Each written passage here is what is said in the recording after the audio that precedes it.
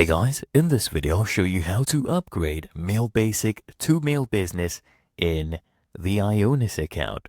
What I want you to do is just log into your IONOS dashboard, come to the top, click on Menu, and then click here on Email.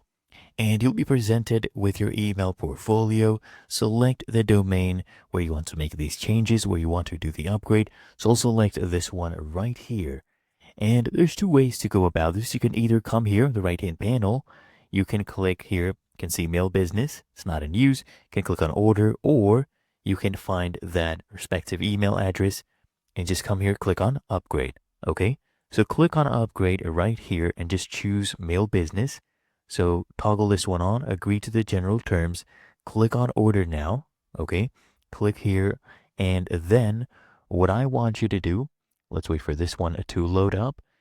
As you can see, the order is now being processed, and it will actually automatically redirect you. Don't really have to do anything right here. Just let it redirect you to the next page.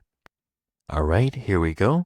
Mail Business has been successfully ordered, and it has actually been activated. As you can see, it is being used, and this one doesn't have that crown icon anymore.